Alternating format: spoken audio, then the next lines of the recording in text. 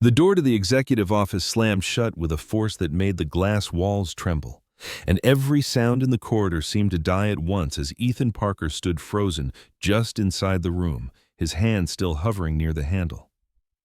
Victoria Reynolds turned the lock herself, a sharp, deliberate click that echoed like a verdict, then lowered the blinds until the city skyline vanished behind strips of shadow. For a moment, she said nothing. She simply stood there, the most powerful woman in the company, her posture rigid, her jaw tight, her perfectly controlled world threatening to crack at the seams. Ethan had faced board meetings, layoffs, and deadlines that could ruin lives, but none of them had prepared him for the way her eyes looked now, dark, unguarded, almost afraid. He opened his mouth to ask why he was here, to remind her that he had a meeting in 10 minutes and a son waiting for him at daycare. But she stepped closer before he could speak, close enough that he could smell her perfume and feel the tension radiating from her skin. When she finally spoke, her voice was barely above a whisper, as if the walls themselves could betray her. "I'm pregnant." The words were soft, almost fragile, yet they hit him harder than any shout ever could. The room tilted. Time slowed. Ethan felt as though the careful structure of his life, every early morning, every packed lunch, every promise he had made to keep things simple and safe, had just been ripped away. His mind raced backward, 3 months into the past, to a night he had sworn to bury forever, a night he had labeled a mistake because it was easier than admitting it had felt real.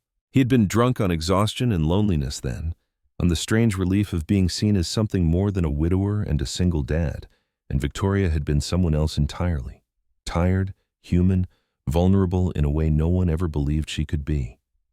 That night had ended with silence, with an unspoken agreement that it would never follow them into daylight. Now daylight had caught up. Ethan's first instinct was to run, not from her, but from the future that was suddenly pressing in on him from all sides. He thought of his son's laugh, of the way Noah trusted him completely, and fear wrapped itself around his chest until breathing felt like work. Victoria straightened as if bracing for impact, her expression hardening even as her hands trembled at her sides. And in that moment, Ethan understood that this was not just her confession, it was a challenge. Outside that office, the company demanded perfection and obedience. Inside it, a fragile truth threatened to destroy them both. As Ethan met her gaze, a single question thundered in his mind, louder than the door slamming shut. Would he do what he had always done and protect his small, fragile world by walking away? Or would this be the moment he finally stood still and faced the consequences of one night that refused to stay buried? Ethan didn't remember leaving Victoria's office. He remembered the air feeling too thin, his ears ringing, his heart pounding as if it were trying to escape his chest, but the details blurred together until he found himself sitting in his car in the underground parking garage, hands gripping the steering wheel so tightly his knuckles had gone white. The engine was off. The dashboard was dark. Minutes, or maybe an hour, passed without him noticing. "I'm pregnant." The words replayed again and again, each time landing with the same crushing weight. He had spent years building a life that revolved around control. Predictable mornings, carefully planned evenings, routines that kept his grief from spilling into the present. As a single father, he couldn't afford chaos. Chaos took people away. Chaos had taken his wife. And now, chaos had just whispered his name from the lips of the woman who signed his paychecks. When his phone buzzed with a daycare reminder, reality snapped back into place. Noah. He turned the key, pulled out of the garage, and drove through the city on autopilot, the familiar streets suddenly foreign, as if he were seeing them from someone else's life. At pickup, Noah ran toward him with the same unfiltered joy he always did. Backpack bouncing, smile wide and trusting, and Ethan forced himself to smile back even as guilt tightened his throat. He lifted his son into his arms, inhaled the scent of crayons and soap, and wondered how a child could feel so solid while everything else felt like it was dissolving. That night, after dinner and homework and the bedtime story Noah insisted on hearing for the 100th time, Ethan sat alone on the edge of the couch, staring at the muted television without seeing it, his mind drifting back to the night he had promised himself would never matter. It had been the company gala, a night of polished speeches and expensive wine, a celebration of numbers and growth that meant nothing to him beyond the overtime pay it justified. Victoria had stood on stage then, untouchable, commanding the room with ease, but later he had found her alone on the balcony, heels kicked off, city lights reflecting in her eyes as she confessed how tired she was of being strong. They hadn't planned anything. That was the lie he had clung to. One conversation became another, laughter softened into silence, and for a few stolen hours they were just two lonely adults forgetting the rules. In the morning, reality had returned with brutal efficiency. She was his boss. He was an employee with a child depending on him. They hadn't spoken of it again, and Ethan had convinced himself that was proof it had never really existed. Now proof stood between them, alive and unavoidable. The next morning at work, everything felt different. Victoria avoided him, or maybe he avoided her. He couldn't tell. Meetings dragged on, every word loaded with double meaning, every glance from a coworker feeling like suspicion. When she finally summoned him late in the afternoon, the tension was so thick it felt physical. She didn't sit behind her desk this time. She stood by the window, arms crossed, watching the city below as if drawing strength from its relentless motion. "I didn't plan to tell you like that," she said without turning around. "But I can't do this alone." Ethan swallowed, choosing his words carefully, terrified of saying the wrong thing and shattering something fragile. "Are you sure?" he asked quietly, hating himself the moment the question left his mouth. She turned then, eyes blazing with a mix of anger and fear. "I've taken 3 tests. I've seen a doctor. This isn't a misunderstanding." Silence fell again, heavier than before. He wanted to apologize, to explain that he wasn't doubting her but himself, his ability to be anything more than what he already was. "What do you want from me?" he asked at last. Victoria exhaled slowly, some of the hardness leaving her expression. "I don't know," she admitted. "I know what the company will do if this gets out. I know what the board will assume. And I know what it will do to you." The fact that she cared about that surprised him more than anything else. For years, he had seen her as a force of nature, someone untouched by consequence, but now he saw the cracks beneath the surface. "I won't force you into anything," she continued, "but I won't hide forever either." That night, Ethan lay awake long after Noah had fallen asleep, staring at the ceiling as rain tapped softly against the window. He thought about responsibility, about how easily one choice could rewrite the future, and about the fear that had followed him since the day he lost his wife, the fear of failing the people who relied on him. Walking away would be easy. He could pretend this was her problem, her world, her consequences. But when he pictured the future, he saw more than boardrooms and headlines. He saw a child who might one day ask why his father hadn't stayed. As dawn crept into the room, Ethan realized that the balance he had fought so hard to maintain was already gone. Whether he ran or stayed, the truth had changed everything. And for the first time since becoming a single father, he understood that doing the right thing might cost him the very life he had built, but doing nothing would cost him far more. The days that followed blurred into a relentless cycle of restraint and tension, each morning beginning before dawn as Ethan packed Noah's lunch with mechanical precision, smiled through breakfast conversations about spelling tests and dinosaurs, then drove to work with his stomach knotted so tightly it felt like hunger and nausea fused together. At the office, Victoria became a study in distance, professional to the point of coldness, issuing directives through assistants, avoiding one-on-one meetings unless absolutely necessary. Yet every time their eyes accidentally met across a conference table, Ethan felt the same jolt of awareness, the same unspoken weight pressing down on them both.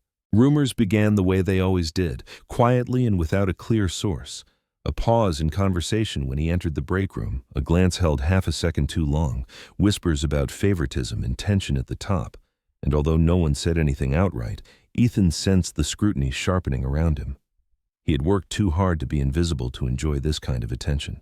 One afternoon, as he was leaving early to pick up Noah, his manager pulled him aside with a polite smile that didn't reach his eyes and reminded him that commitment during this quarter would be carefully evaluated, and Ethan nodded, understanding the subtext clearly enough to feel anger simmer beneath his fear.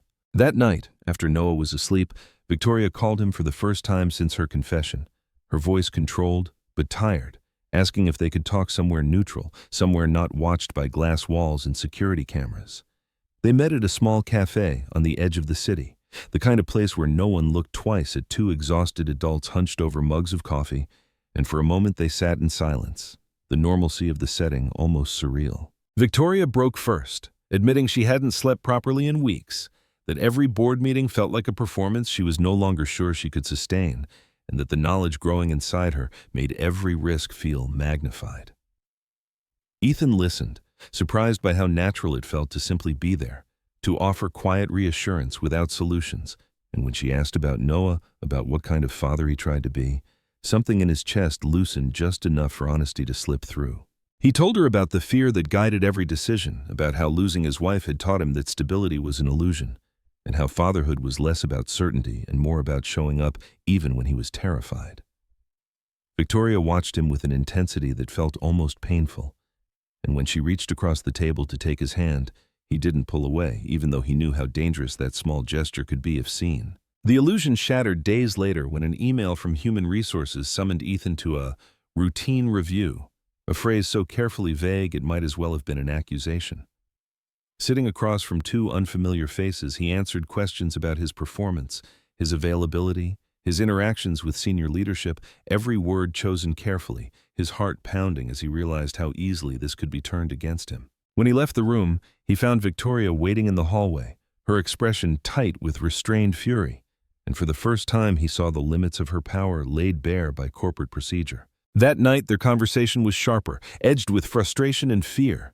Ethan insisting he wouldn't let her sacrifice herself to protect him, Victoria snapping that she refused to watch him become collateral damage because of her choices, until the argument dissolved into exhaustion and a shared understanding that neither of them truly knew how to navigate what lay ahead. The pressure followed Ethan home, seeping into moments he tried desperately to keep untouched, and when Noah asked why he seemed sad all the time, the question nearly broke him. He found himself standing in the kitchen long after bedtime, staring at the quiet apartment, realizing that the life he had built around avoidance was no longer sustainable. The breaking point came when the board announced a restructuring review, a move that everyone understood as an excuse to remove liabilities, and Victoria confided that she had been advised, unofficially, to distance herself from potential distractions if she wanted to maintain confidence. Ethan recognized the threat immediately, felt the old instinct to disappear rise up inside him. But something had changed. Instead of relief at the idea of escape, he felt anger, not just for himself, but for the implication that responsibility was something to be hidden. Their next meeting was not quiet or careful. It was raw and necessary. Ethan told her he wouldn't pretend this didn't matter, that whatever happened, he wanted his children, present and future, to know he hadn't run when things became inconvenient. Victoria pushed back, listing consequences with brutal clarity. Public scrutiny, loss of trust, damage to the company they both relied on. But as she spoke, her voice wavered, and Ethan understood that her fear mirrored his own. In that moment, the power dynamic that had always defined them dissolved into something fragile and equal. Two people standing at the edge of a future neither had planned. The decision wasn't made all at once.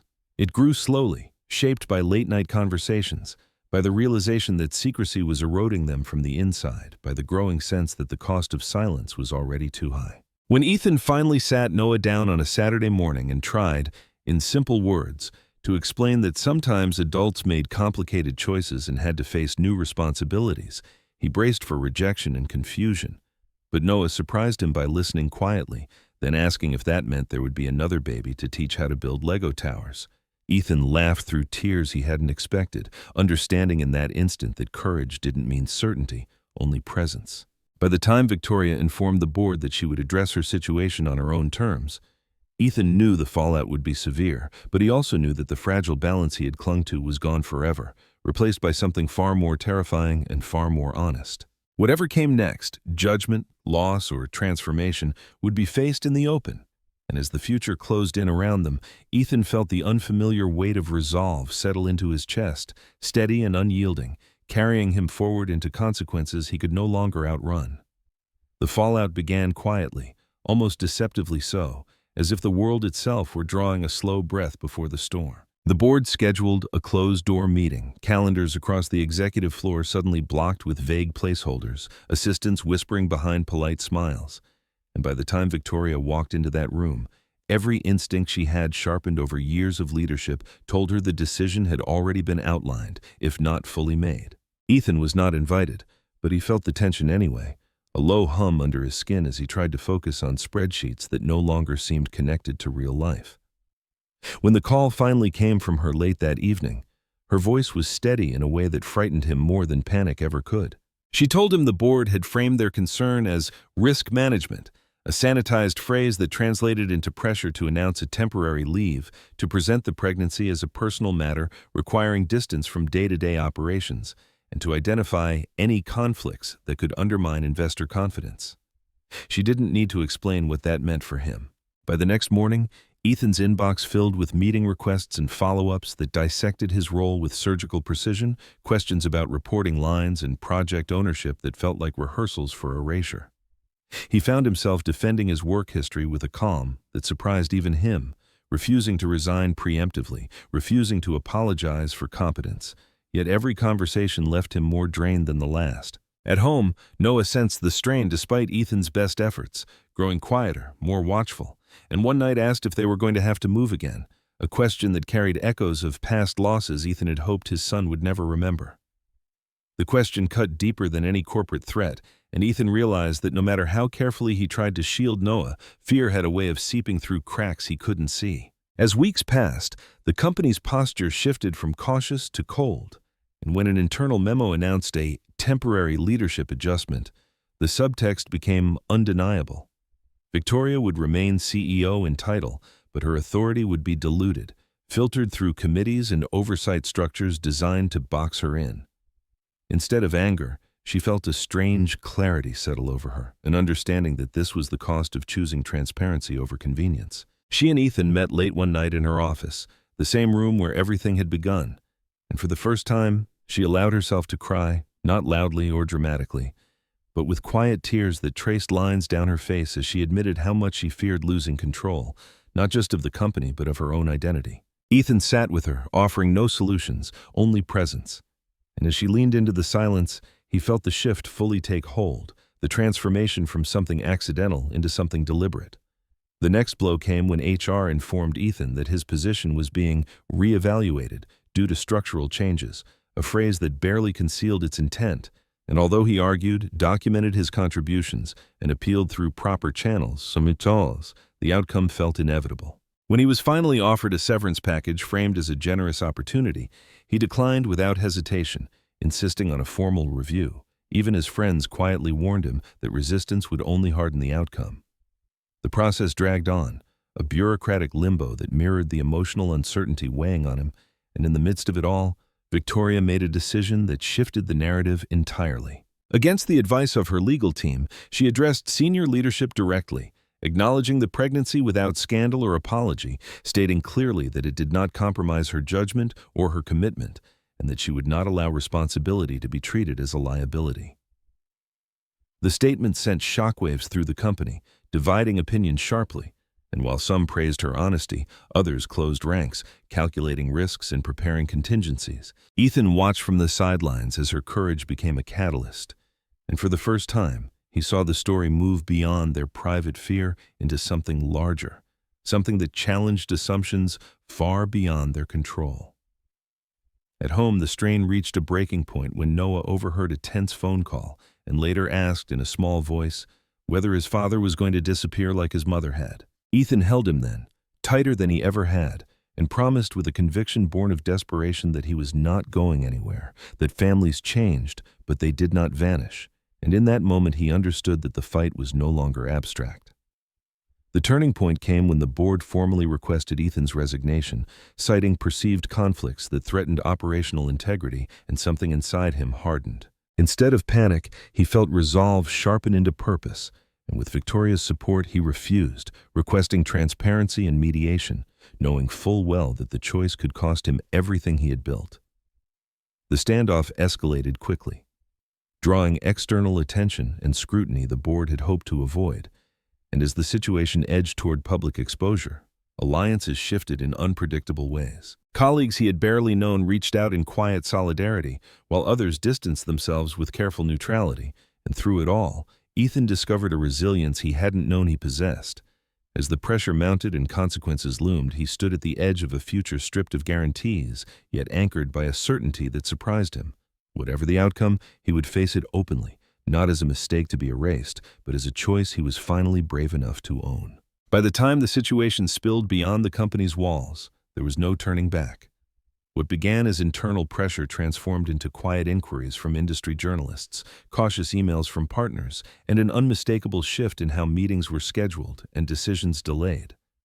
The board had hoped to contain the issue through attrition and silence, but silence had become impossible. Ethan felt the change most acutely in the way people spoke to him now, carefully, respectfully, as if he had crossed an invisible line and could no longer be dismissed as background noise. When the mediation session was finally set, held in a neutral office far from the gleaming headquarters, the room felt charged with history and consequence. Lawyers spoke in measured tones, board representatives framed concerns as principles, and Ethan listened, refusing to shrink, articulating his position with a clarity forged through weeks of fear and resolve. He did not argue for special treatment, only for fairness, for the recognition that responsibility did not equate to misconduct, and when Victoria spoke, her voice steady and unyielding, the room shifted perceptibly. She did not defend him as a lover or a subordinate, but as a professional whose work stood on its own merit, and in doing so, she forced the issue into the open where it could no longer be distorted. The outcome was not a clean victory, but it was not defeat either. Ethan's role was formally terminated under restructuring, yet the terms were revised, public, and carefully worded, stripping the board of its ability to imply wrongdoing. He walked out of that building for the last time with his head high, uncertain but unbroken, aware that while he had lost stability, he had gained something far rarer, self-respect.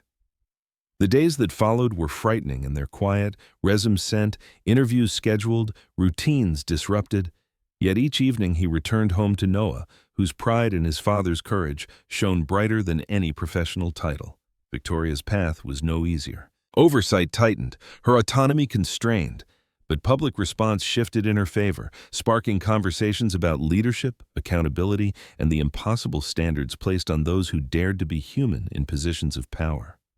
Slowly, allies emerged, investors who valued transparency over control, voices that reframed the narrative the board had tried to suppress. Through it all, Ethan and Victoria remained connected, not through secrecy or fear, but through deliberate choice, navigating an unfamiliar dynamic shaped by mutual respect rather than imbalance. As her pregnancy progressed, the future that once felt like a threat began to take shape as something tangible, something that demanded preparation rather than avoidance. Ethan involved Noah in small ways, letting him feel the baby kick during one cautious visit, watching as curiosity replaced uncertainty, and in those moments he understood that family was not defined by timing or perfection, but by presence. The final reckoning came when the board, facing sustained pressure and internal fractures, announced a leadership transition plan that restored Victoria's authority and acknowledged missteps without naming them outright. It was not the apology she deserved, but it was an admission, and it marked the end of a chapter defined by fear. Months later, on a quiet morning filled with soft light and nervous anticipation, Ethan stood in a hospital hallway holding Noah's hand as Victoria labored behind closed doors, the weight of everything that had led them there pressing gently but firmly against his chest. When the nurse finally emerged with a smile and an invitation, the world narrowed to a single moment. He stepped into the room, saw Victoria exhausted but radiant, and met the tiny, fragile life that had rewritten his story. In that instant, all the questions that had haunted him fell away, replaced by a profound certainty that courage was not the absence of fear, but the willingness to stay despite it. The future remained unwritten, messy, and uncertain. But as Ethan looked at his children, one sleeping peacefully, the other watching with awe, he knew he had made the only choice that mattered. He had not run. He had stood still, faced the truth, and allowed it to change him, and in doing so, he had found not the life he had planned, but the one he was meant to live. The months after the birth did not unfold like a triumphant epilogue, but like the slow, deliberate settling of dust after a storm, each day revealing what had truly changed and what wounds still needed time to close. Ethan learned quickly that courage did not end with one decisive stand. It had to be practiced daily, in quieter ways that no one applauded. His mornings were no longer dictated by corporate calendars, but by two children who needed him in different, equally demanding ways.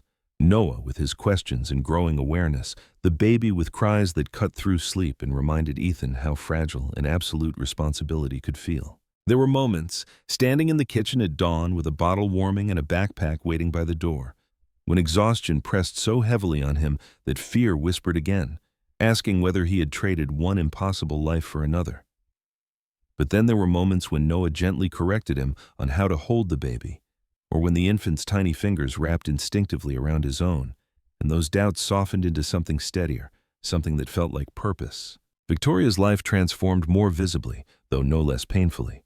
The restoration of her authority did not erase the months of scrutiny or the scars left by betrayal from people she had once trusted, and leadership felt different now, heavier but also more honest. She no longer performed invincibility. Instead, she spoke openly about limits, about accountability, about the cost of pretending to be untouched by consequence. The shift unsettled some, inspired others, and while she remained powerful, her power no longer relied on distance. For the first time, she allowed herself to be seen not just as a CEO, but as a mother, learning in real time, fumbling through sleepless nights and quiet guilt over missed meetings and postponed calls. Ethan watched her navigate this new balance with a respect that deepened into something calmer and more enduring than the intensity that had once bound them. Their relationship did not resolve into a fairy tale certainty. It grew slowly, shaped by honesty and restraint, by shared responsibility rather than reckless escape. They argued, they doubted, they renegotiated boundaries more than once, but they did so openly, without the secrecy that had once poisoned everything. In time, Ethan found work again, not at the same level or with the same prestige, but with people who valued integrity over convenience, and while the pay was lower and the future less predictable, he discovered that his sense of worth no longer rose and fell with external approval. The man who had once survived by staying small learned to occupy space without apology. Noah adapted in ways that amazed him, moving from cautious acceptance to genuine affection, proudly introducing his sibling to classmates and correcting adults who stumbled over the word or family, insisting with absolute confidence that families came in many shapes and still worked just fine. Watching his son grow into that certainty felt like a quiet redemption, proof that the fear Ethan carried did not have to define the next generation. There were still nights when memories surfaced uninvited, of his late wife, of the life he thought he would always live, of the version of himself that believed safety could be engineered through avoidance. But those memories no longer carried the same sharpness. They became part of a larger story rather than its ending.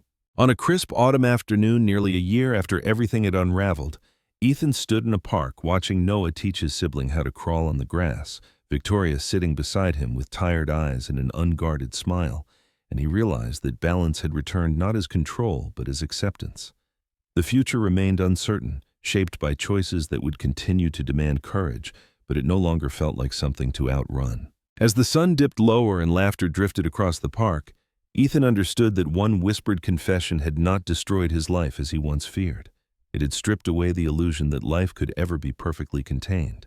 In its place, it had given him something harder and truer, a life built on presence, accountability, and the quiet strength to stay when leaving would have been easier. And as he gathered his family and headed home, he knew that whatever challenges waited ahead, he would meet them not as a man defined by a mistake, but as someone who had chosen again and again to stand and face the truth.